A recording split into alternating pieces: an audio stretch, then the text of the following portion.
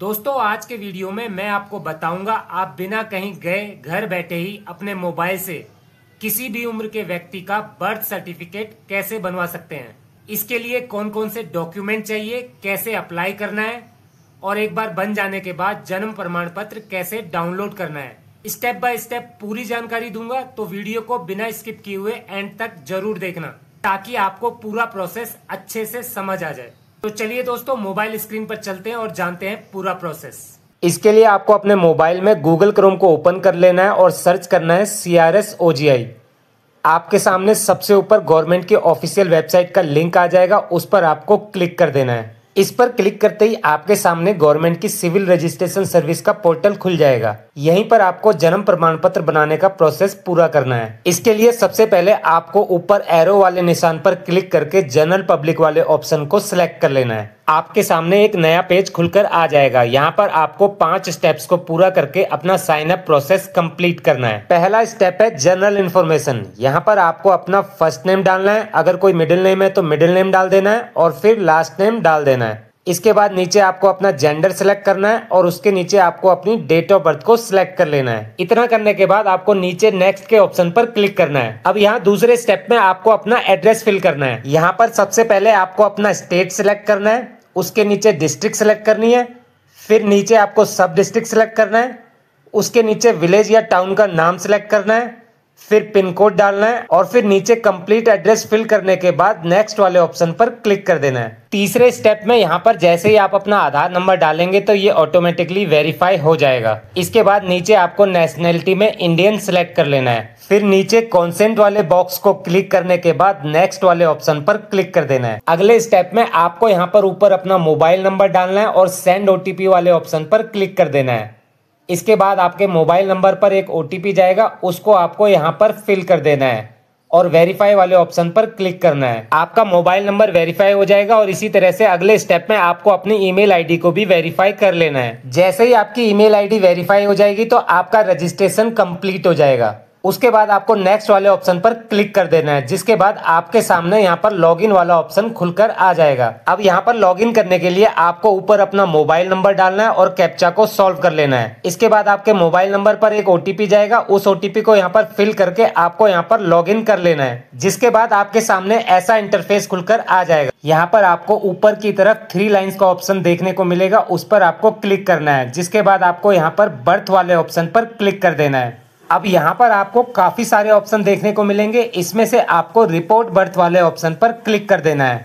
जैसे ही आप यहाँ पर क्लिक करेंगे आपके सामने एक नया पेज खुलकर आ जाएगा, जहाँ पर आपको बर्थ रजिस्ट्रेशन का एक फॉर्म देखने को मिलेगा। इस फॉर्म को आपको बहुत ही सावधानी से भरना है और कोई भी गलती नहीं करनी है। तो बर्थ सर्टिफिकेट बनाने के लिए सबसे पहले आपको कुछ लीगल इन्फॉर्मेशन देनी होगी। सबसे पहले आपको यहाँ पर अपने स्टेट का नाम सेलेक्ट कर लेना है। उसके बाद जिस भी लैंग्वेज में आप फॉर्म को फिल करना चाहते हैं उस लैंग्वेज को सिलेक्ट कर लेना है। अब यहाँ पर जब आप लैंग्वेज को सिलेक्ट कर लेंगे तो आपको थोड़ा सा नीचे आना है और यहाँ पर बच्चों की सूचना यानी कि चाइल्ड इन्फॉर्मेशन आपको देनी होगी। इसके अंदर आपको सबसे पहले डेट ऑफ बर्थ को सिलेक्ट करना होगा। अगर आप बच्चे का बर्थ सर्टिफिकेट बना रहे हैं तो बच्चे की डेट ऑफ बर्थ, और अगर किसी बड़े का सर्टिफिकेट बना रहे हैं तो बड़े की डेट ऑफ बर्थ यहाँ पर डाल देनी है। उसके बाद आपको डेट ऑफ बर्थ को कंफर्म करना है और नीचे टाइम ऑफ बर्थ को सिलेक्ट कर लेना है। इसके बाद आपको जेंडर सिलेक्ट करना है और नीचे आधार कार्ड को सिलेक्ट कर लेना है। लेकिन अगर बच्चा छोटा है और उसका आधार कार्ड नहीं है तो इस कॉलम को आपको खाली छोड़ देना है। अब यहाँ पे अगर आप किसी बच्चे का बर्थ सर्टिफिकेट बना रहे हैं जिसका नाम अभी तक आपने नहीं रखा है तो इस बॉक्स को टिक कर देना है। अगर बच्चे का नाम रख लिया है तो इस बॉक्स को टिक नहीं करना है। इस कंडीशन में आप जिसका भी बर्थ सर्टिफिकेट बना रहे हैं उसका फर्स्ट नेम, मिडिल नेम और लास्ट नेम हिंदी और इंग्लिश दोनों भाषाओं में लिख देना है और उसके बाद एक बार फिर से इसको कंफर्म कर देना है। उसके बाद नीचे स्क्रॉल करके फादर्स इन्फॉर्मेशन में फादर का फर्स्ट नेम, मिडिल नेम और लास्ट नेम हिंदी और इंग्लिश दोनों भाषाओं में लिख देना है। इसके बाद आपको नीचे वाले कॉलम में मोबाइल नंबर, उसके नीचे ईमेल आईडी और फिर आधार नंबर को एंटर कर देना है। फिर नीचे स्क्रॉल करके मदर्स इन्फॉर्मेशन में मदर का फर्स्ट नेम, मिडिल नेम और लास्ट नेम को एंटर कर देना है। उसके बाद नीचे वाले कॉलम में मोबाइल नंबर, ईमेल आईडी और फिर आधार नंबर को भी एंटर कर देना है। अब नीचे स्क्रॉल करना है और यहाँ पर बच्चे के जन्म के समय माता पिता का एड्रेस आपको देना होगा। अगर इंडिया से हैं तो यहाँ पर इंडिया को सिलेक्ट कर लेना है और अगर भारत के बाहर से हैं तो भारत के बाहर को यहाँ पर सिलेक्ट कर लेना है। इसके बाद आपको अपने स्टेट का नाम सिलेक्ट करना है, डिस्ट्रिक्ट, सब डिस्ट्रिक्ट और विलेज या टाउन के नाम को भी सिलेक्ट कर लेना है। अब आपको स्क्रीन को स्क्रॉल करके थोड़ा नीचे आ जाना है और यहाँ पे अपने एरिया का पिन कोड डाल देना है। साथ ही बाकी जो सारी एड्रेस की इन्फॉर्मेशन आपसे मांगी जा रही है वो सब यहाँ पर फिल कर देना है और नीचे स्क्रॉल कर लेना है। अब यहाँ पर आपको बच्चे के माता पिता का स्थायी पता यानी कि परमानेंट एड्रेस देना होगा। यहाँ पर पूछा गया है कि क्या बच्चे के माता पिता का स्थायी पता वही है जो बच्चे के जन्म के समय था। यदि है तो हाँ पर क्लिक करना है, अगर नहीं है तो ना पर क्लिक कर देना है। उसके बाद नीचे आपको बच्चे के जन्म का स्थान सिलेक्ट करना है। यदि बच्चे का जन्म अस्पताल में हुआ है तो अस्पताल, घर में हुआ है तो घर और अन्य जगह पर हुआ है तो अन्य जगह को सिलेक्ट कर लेना है। उसके बाद नीचे कॉलम में आपको स्टेट नेम, डिस्ट्रिक्ट नेम, सब डिस्ट्रिक्ट नेम, विलेज या town name, area pin code और बाकी जो भी डिटेल्स यहाँ पर पूछी गई हैं वो सब अच्छी तरह से फिल कर देनी है। सारी डिटेल भरने के बाद आपको नीचे नेक्स्ट वाले ऑप्शन पर क्लिक करना है और उसके बाद यहाँ पर कंफर्म वाले ऑप्शन को क्लिक कर देना है।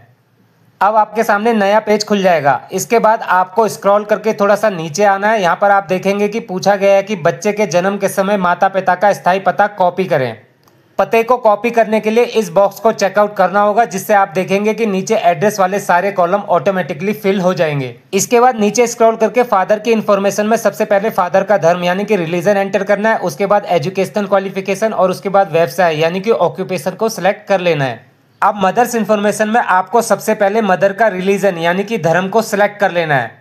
उसके बाद मदर की एजुकेशनल क्वालिफिकेशन को सिलेक्ट कर लेना है और फिर नीचे मदर का व्यवसाय यानी कि ऑक्यूपेशन को अपने अकॉर्डिंग सिलेक्ट कर लेना है। ये सब करने के बाद आपको स्क्रॉल करके नीचे आ जाना है। यहाँ पर पूछा गया है कि अगर एक से अधिक बार विवाह हुआ है तो प्रथम विवाह के समय आयु क्या थी वो आपको यहाँ पर लिख देनी है। नीचे स्क्रॉल करेंगे तो यहाँ पर पूछा गया है कि इस संतान के जन्म के समय माता की आयु कितनी थी, वो आयु यहाँ पर आपको एंटर कर देनी है।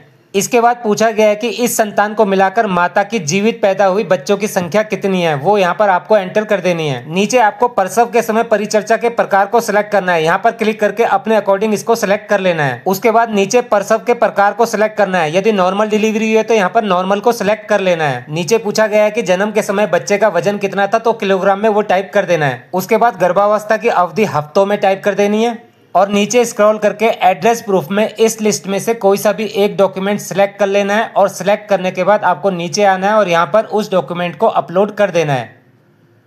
फिर नीचे स्क्रॉल करके एडिशनल डॉक्यूमेंट में इस लिस्ट में से कोई सा भी एक डॉक्यूमेंट जो आपके पास हो उसको सिलेक्ट कर लेना है और अपलोड कर लेना है। अगर आप बड़े व्यक्ति का बर्थ सर्टिफिकेट बना रहे हैं तो आपको पैन कार्ड को सिलेक्ट कर लेना है। उसके बाद ब्राउज एंड अपलोड वाले ऑप्शन पर क्लिक करके उस डॉक्यूमेंट को अपलोड करना है और नीचे नेक्स्ट वाले ऑप्शन पर क्लिक कर देना है। जैसे ही आप इस पर क्लिक करेंगे आपके सामने एक नया पेज खुलकर आ जाएगा, जिसमें आपने जो भी इन्फॉर्मेशन अभी तक फिल करी है वो सब आपको दिखाई दे जाएंगी। वहां पर आप उस इन्फॉर्मेशन को रिव्यू कर सकते हैं और अगर कोई गलती है तो उसमें सुधार कर सकते हैं। इसके बाद आपको नेक्स्ट वाले ऑप्शन पर क्लिक कर देना है, जिसके बाद एक बार फिर से आपके सामने आपकी सारी इन्फॉर्मेशन का रिव्यू आ जाएगा। आप अच्छी तरह से उसको चेक कर सकते हैं। सारी इन्फॉर्मेशन को बहुत अच्छी तरह से चेक करने के बाद अगर आपको लगता है कि सब कुछ सही है तो आपको नीचे आना है और इस बॉक्स पर क्लिक कर देना है। इस पर क्लिक करने के बाद आपको नीचे यहाँ पर कंफर्म वाले ऑप्शन को क्लिक कर देना है। जैसे ही आप इस पर क्लिक करते हैं तो आपके जन्म प्रमाण पत्र बनाने की एप्लीकेशन सक्सेसफुली सबमिट हो जाती है। और हाँ दोस्तों, आपको बता दूं कि अगर आप 21 दिन से छोटे बच्चे का जन्म प्रमाण पत्र बना रहे हैं तो आपको एक भी पैसा देने की जरूरत नहीं है। और अगर आप उससे बड़े व्यक्ति का जन्म प्रमाण पत्र बनवा रहे हैं तो आपको इसके लिए फीस देनी होगी और ये फीस अलग अलग स्टेट के हिसाब से अलग अलग होगी। तो दोस्तों, इस तरह से आपको बर्थ सर्टिफिकेट बनवाने के लिए अप्लाई कर लेना है, जिसके बाद आपके मोबाइल नंबर पर एक रेफरेंस नंबर भेज दिया जाएगा और यहाँ से भी आप अपने बर्थ सर्टिफिकेट के स्टेटस को चेक कर सकते हैं। इसके लिए आपको होम पेज पर आ जाना है। यहाँ पर आपको दिखेगा सेल्फ रिपोर्टेड एप्लीकेशन। यहाँ पर आप अपने बर्थ सर्टिफिकेट के एप्लीकेशन का स्टेटस चेक कर सकते हैं और एक बार आपकी एप्लीकेशन वेरीफाई हो जाती है तो यहीं से आप अपने बर्थ सर्टिफिकेट को डाउनलोड भी कर सकते हैं। तो दोस्तों, इस तरह से आप घर बैठे ही अपने मोबाइल से बर्थ सर्टिफिकेट के लिए अप्लाई कर सकते हैं और बन जाने के बाद उसे ऑनलाइन ही डाउनलोड भी कर सकते हैं।